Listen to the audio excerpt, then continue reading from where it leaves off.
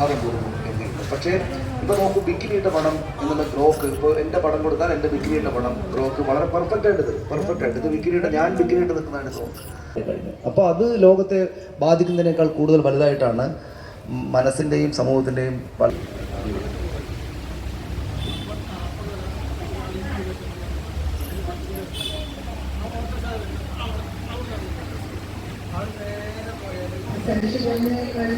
കാര്യത്തിലേക്ക് തുടർച്ചയും കൂടെ നേരത്തെ വന്ന ചില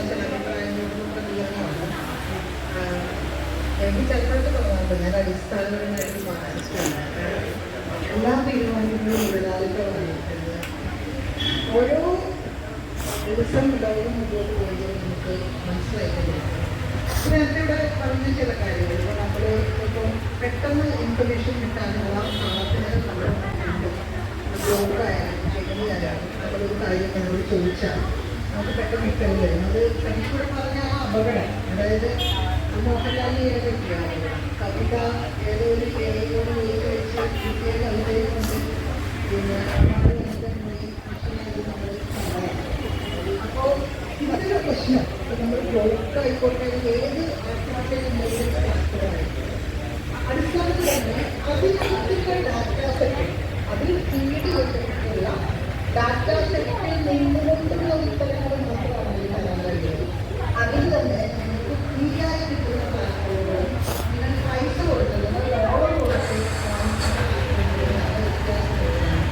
നിങ്ങൾക്ക് ഫ്രീ ആയി കിട്ടുന്ന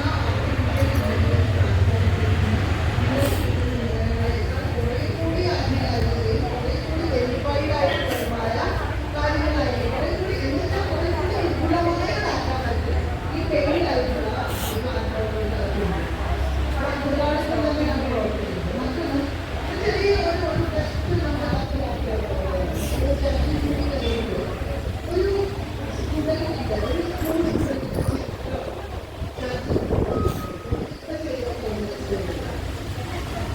എല്ലാവർക്കും കിട്ടാൻ പോകുന്നത് ഒരു 90% കിട്ടാൻ പോകുന്നത് ഒരു വൈറ്റ് യൂറോപ്യൻ അല്ലെങ്കിൽ അമേരിക്കൻ ഒരു വൈറ്റ് സ്കൂൾ ഒരു അനിയൻ ഒരു വെള്ളക്കാരനായ യൂണിയൻ ചില ആൺകുട്ടിയുടെ ചിത്രം വൈകുന്നതിലേക്ക് ചാറ്റിലേക്ക് അടക്കമുള്ള എല്ലാ ആർട്ടിഫിഷ്യൽ ഇന്റലിജൻസ് പ്ലാറ്റ്ഫോമുകളിലും റേഷ്യൽ ബയാസ് ഉണ്ട്. കാരണം അത് ഫീഡ് ചെയ്തിട്ടുള്ള ഡാറ്റ അങ്ങനെയാണ്. പാശ്ചാത്യ ലോകത്തിൽ നിന്നാണ് സാങ്കേതികവിദ്യയൊക്കെ ഉണ്ടായി വന്നപ്പോൾ അതൊക്കെ മലയാളിയായിട്ടുള്ള ഒരു വിദ്യാഭ്യാസം അങ്ങനെ ചോദിക്കണം. ഇന്ത്യൻ വിദ്യാഭ്യാസം അല്ലെങ്കിൽ ഒരു ആഫ്രിക്കൻ വിദ്യാഭ്യാസം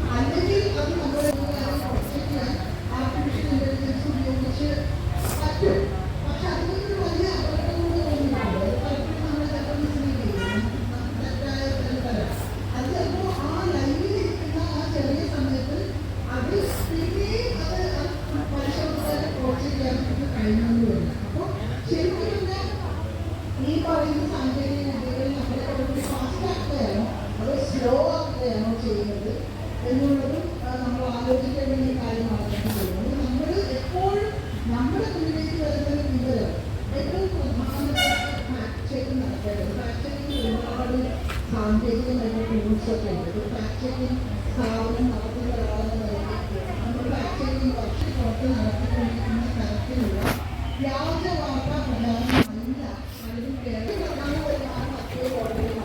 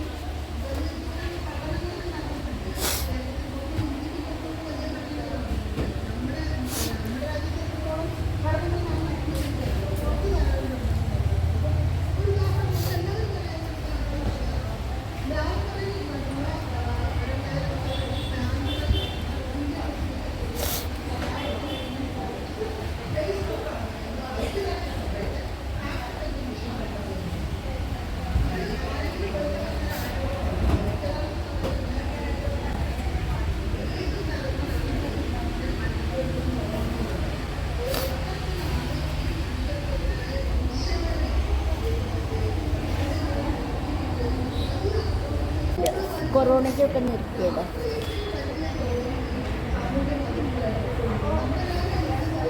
ഇവരല്ലേ ഇപ്പോൾ ഡോക്ടറല്ലേ? ഡോക്ടറൂടെ വന്നപ്പോൾ ക്ലിനിക്കല്ലേ അവിടെ? ആസ്പത്രിയല്ലേ നടക്കുന്നുണ്ട്?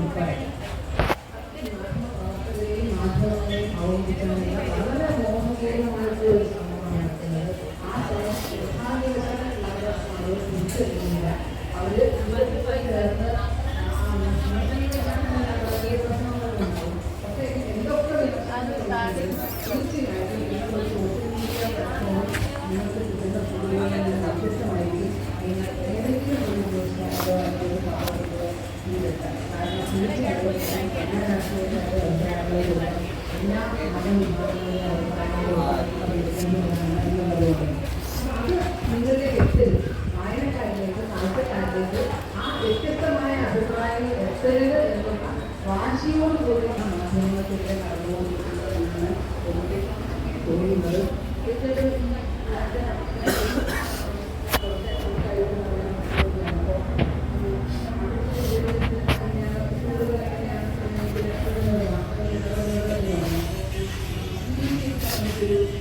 പരീക്ഷണം നടത്തുന്നത് BBC വന്ന വാർത്തകൾ, BBC വെബ്സൈറ്റിൽ അവരുടെ ചാനലിലൊക്കെ വന്ന വാർത്തകൾ കൂടുതൽ അവരെ കൊടുക്കും. ആ വാർത്തകൾ ചോദിക്കും, അതിനെ അന്വേഷിച്ച് കൊടുക്കുന്നത്.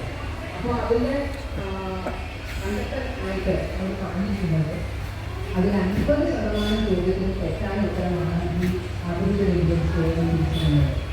ഉദാഹരണത്തിന് ഫ്രഞ്ച് പ്രസിഡന്റ് ആരാണ് എന്നുള്ള ചോദ്യം മുതലുള്ള വളരെ ബേസിക് ആയിട്ടുള്ള ക്വസ്റ്റ്യൻസിന് പോലും തെറ്റായ ഉത്തരമാണ് പല രാജ്യങ്ങളിൽ തിരിച്ചിരിക്കുന്നത്. മാത്രമല്ല ഈ കൂടുതൽ മനസ്സിലാവുന്നില്ല എന്നുള്ളതാണ് ഈ എക്സ്പെരിമെൻറ്റിൻ്റെ റിസൾട്ടായിട്ട് BBC കണ്ടെത്തിയിട്ടുള്ള മറ്റൊരു കാര്യം. ഇത് വളരെ പ്രധാനപ്പെട്ട ഒരു പോയിന്റാണെന്ന് എനിക്ക് തോന്നുന്നു.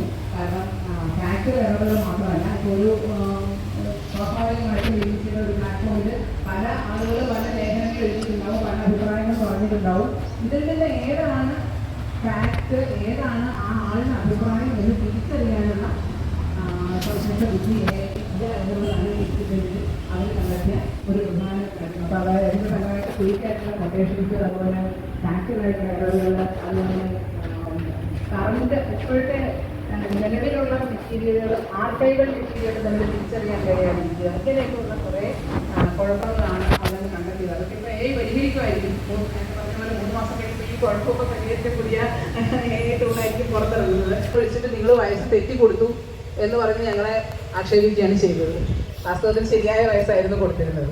പക്ഷെ അതാണ് തെറ്റ്. കാരണം ഭൂരിഭാഗം മറ്റു മാധ്യമങ്ങളിൽ വന്നതും സാമൂഹ്യ മാധ്യമങ്ങളിൽ വന്നതും മറ്റൊരു പ്രായമായതുകൊണ്ട് അതാണ് ശരി എന്നാണ് ജനം ആദ്യം ധരിച്ചത്.